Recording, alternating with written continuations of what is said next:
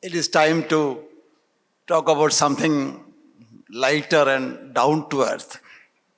And that is the key concerns about patients, the post after a heart attack, what to do, and what as a physician or a general practitioner, when you meet a patient after an MI, what should we do? Ideally, we should have a cardiac rehabilitation because cardiac rehabilitation has been shown to reduce events and improve quality of life. The problem is most hospitals in India, in Kerala also, we don't have a proper cardiac rehabilitation. So the physicians now are entrusted with the responsibility of dealing with the post-MI patients. So cardiac rehabilitation I had just talked about. And then most important is to do a proper assessment of risk factors, heart failure, function, and medication, and also a social history, whether the patient will be willing to comply with the dietary recommendation.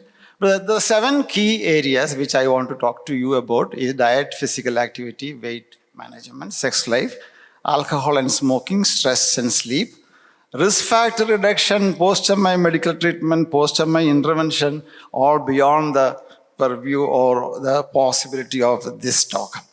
The diet after a myocardial infarction. This is a typical patient who gets discharged out of the hospital.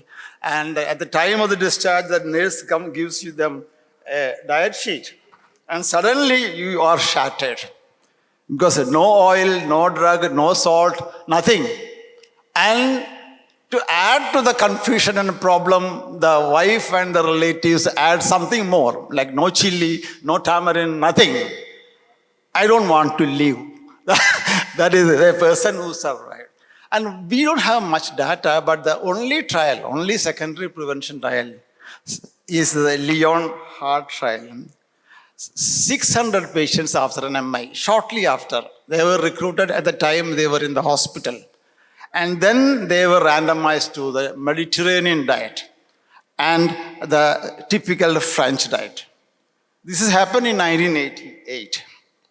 The endpoint was the reinfarction and cardiac death, but the study was terminated after 27 months because people in the control arm, that is the people who ate the French diet, they had excess morbidity and mortality. So they stopped the trial after 27 months. And the results were surprising. Significant, 20 to 25% reduction in events in people who took the Mediterranean diet.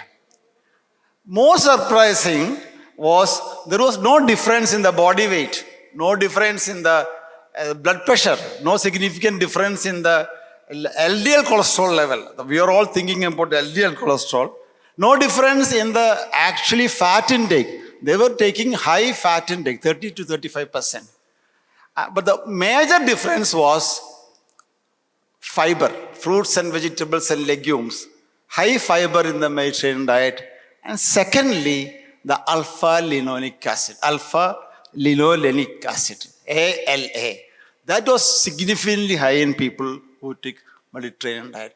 Based upon this Lyon Heart trial, we now know 7 things. We were been historically stressing on the don'ts, but stress on the do's and these 7 items. Fruits, 4 servings, vegetables, 4 servings, legume at least once a day, nuts at least once a day, fish once or twice a day, and olive oil or canola. These 7 drugs have been shown to reduce events after an acute myocardial infarction. And that is what we should stress. And then it's all right because there's no need. Historically, the fat recommendation came from the Western data where people were taking 35% fat. But our data shows that our patients are taking only 20% fat. So why do you want to restrict too much fat in them? So it's okay to have one egg per day and maybe 2 white of egg if you protein deficient. Vegetarians are protein deficient. So remember that. And vegetarians are alpha-linolenic acid deficient. So Supplement with soybean, fenugreek, mustard, flaxseed, chia seeds, walnuts, or canola in vegetarians. And coconut is okay. Red meat also is okay once in a week. Why deny when this era of statin? And secondly, chicken and everything. Okay. So this is diet about after acute myocardial infarction. Physical activity.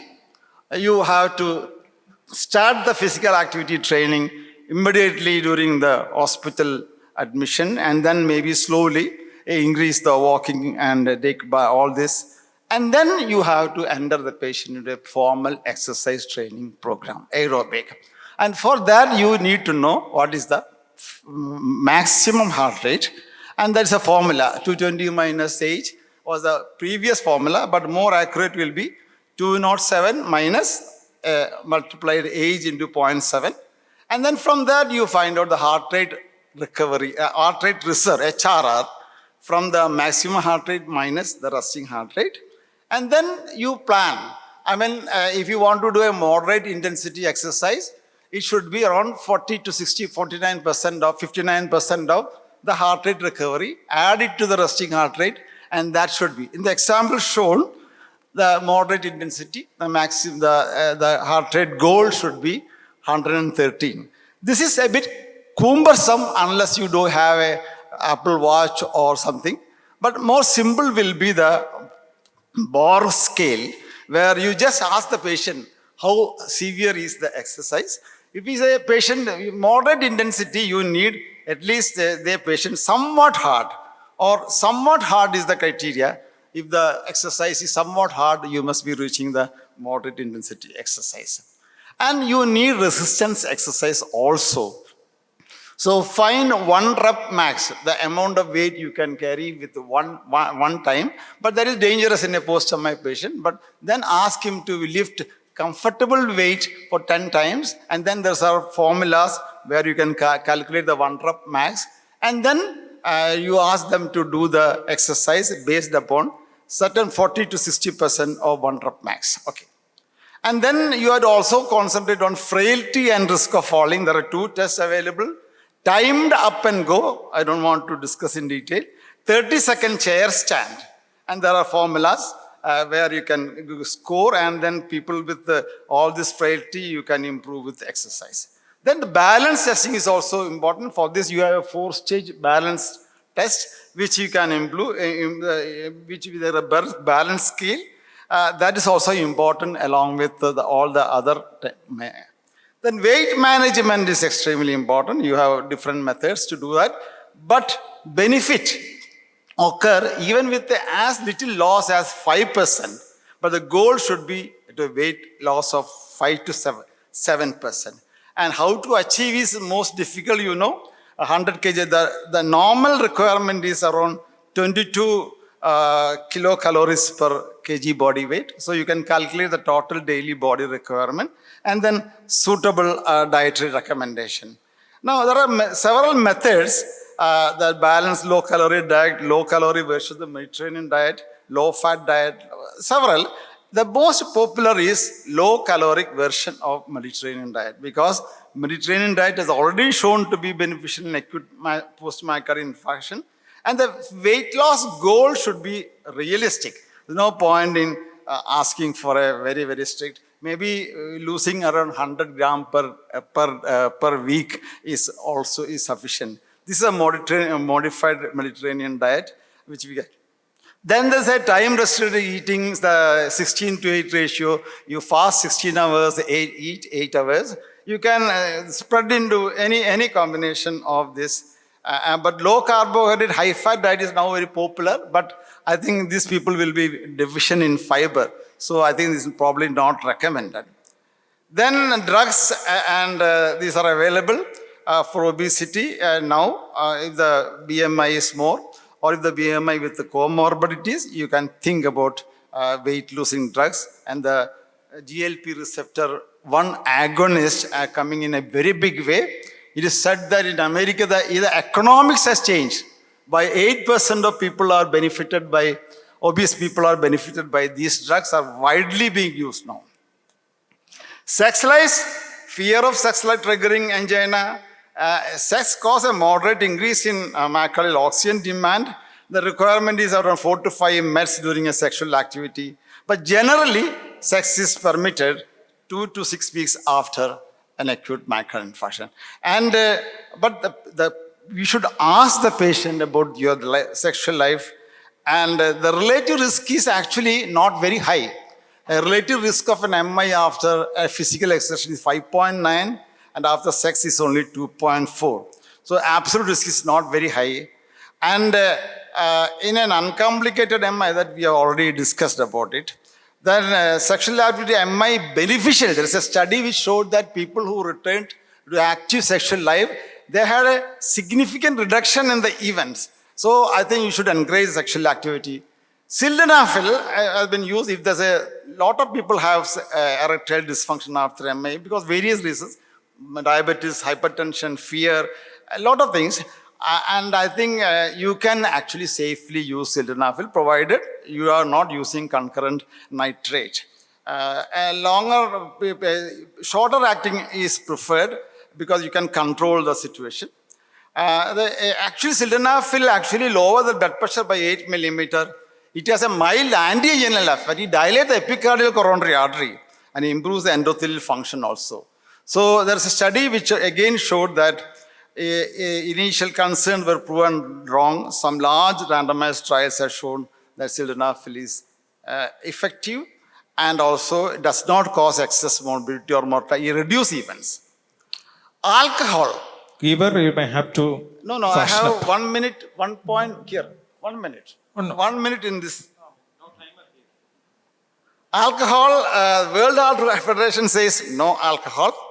But the alpha omega study after acute myocardial infarction patients say that there is significant benefit in a light alcohol. Lowest hazard ratio for alcohol was 20 grams. That means that you can permit 1 drink a day. And so this is a current non-drinker should not start alcohol. Patient who choose to drink moderate amount, they can be allowed a small amount. Then stress is important. Depression should be treated, and maybe psychotic counseling is required in many patients.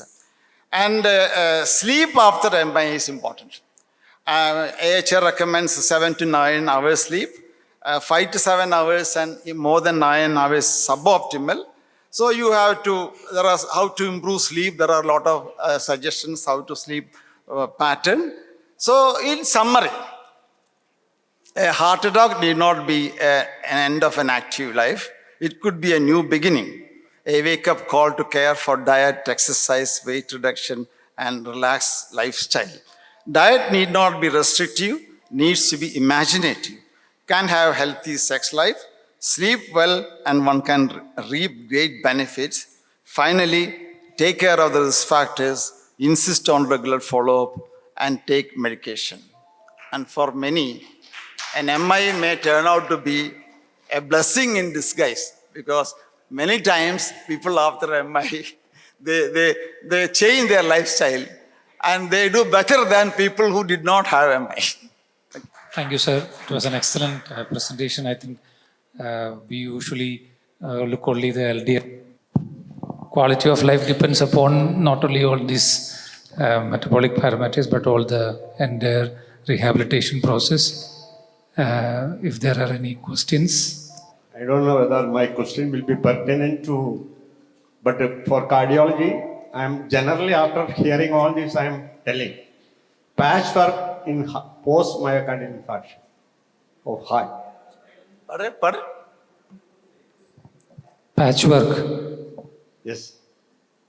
Maybe recent trials has been given with some stem cell transplantation, finding that is About it that 15 patients are alive now, according to the new report.